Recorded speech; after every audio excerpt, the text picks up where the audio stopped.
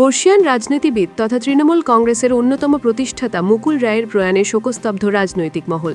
তার প্রয়াণে গভীর শোক প্রকাশ করে কৃষ্ণনগর শহর তৃণমূল কংগ্রেসের উদ্যোগে সোমবার কৃষ্ণনগর পোস্ট অফিস মোড়ে তার প্রতিকৃতিতে মাল্যদান ও পুষ্পার্ঘ্য অর্পণের মাধ্যমে শ্রদ্ধাঞ্জলি নিবেদন করা হয়।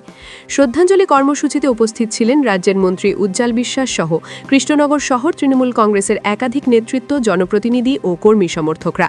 এদিন দলীয় পতাকা অর্ধনমিত রাখা হয় এবং প্রয়াত নেতার স্মৃতির উদ্দেশ্যে 1 মিনিট নীরবতা পালন করা হয়। বক্তব্য রাখতে গিয়ে আবেগপ্রবণ হয়ে পড়েন মন্ত্রী উজ্জ্বল বিশ্বাস। তিনি বলেন, মুকুল রায় শুধুমাত্র একজন রাজনৈতিক নেতা নন, তিনি ছিলেন সংগঠনের অন্যতম স্তম্ভ।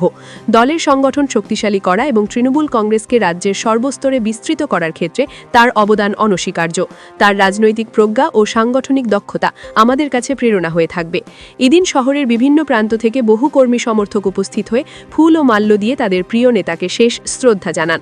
বক্তারা তার দীর্ঘ রাজনৈতিক জীবনের নানা অধ্যায় ও সংগ্রামের কথা স্মরণ করেন। তাদের মতে প্রয়াত নেতার আদর্শ, কর্মনিষ্ঠা ও সাংগঠনিক দক্ষতা আগামী প্রজন্মের রাজনৈতিক কর্মীদের পথপ্রদর্শক হয়ে থাকবে। কৃষ্ণনগর শহর জুড়ে এদিন শোকের আবহ লক্ষ্য করা যায়। দলীয় সূত্রে জানানো হয়েছে, আগামী কয়েকদিন বিভিন্ন ওয়ার্ড ও বুথ স্তরে স্মরণ সভা আয়োজন করা হবে। নদিয়ার কৃষ্ণনগর থেকে অর্ণব মজুমদারের রিপোর্ট, স্টিং নিউজ।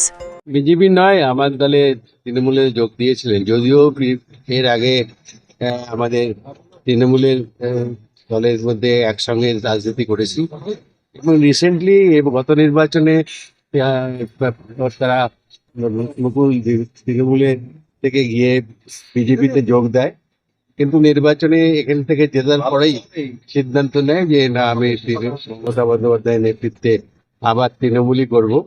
কিন্তু দুর্ভাগ্যের বিষয়ে তার জীবনে শেষ দিন কৃষ্ণনগরে বিধায়ক হিসাবেই থেকে গেলেন, কিন্তু আমাদের হলেও কিন্তু একেবারে বিছনায় তার প্রতিষ্ঠিত ছিল এবং শারীরিক দিক থেকে ভীষণভাবে তার শরীর খারাপ হয় এবং আমরা চাই তার জীবন চলে গেলেও সে নিশ্চিতভাবে অনেক দীর্ঘদিন ধরে আমাদের সঙ্গে তৃণমূলের ছিল এবং মানুষের সঙ্গে কাজ এবং যোগাযোগ তার সম্পূর্ণভাবে ছিল। আমি মনে করি যে আমাদেরই ছিল এবং আমাদের পরবর্তীকালে আবার কিছুদিনের জন্য এক দলে গেলেও আমাদের দিকেই আবার পড়ার আগে পর্যন্ত আমাদের দিকেই ছিল। আমরা মনে করি তার আত্মা শান্তি কামনা করে সকলের জন্য, কাজের জন্য তার ধন্যবাদ জানিয়ে আমি অন্তত মনে করি যে এরকম ধরনের রাজনৈতিক জীবনে যারা কাজ করে তারা চিরকালই এইভাবে সুন্দরভাবে মানুষের জন্য কাজ করতে করতে চলে যাওয়া, এটা হচ্ছে উপরওয়ালার আশীর্বাদ।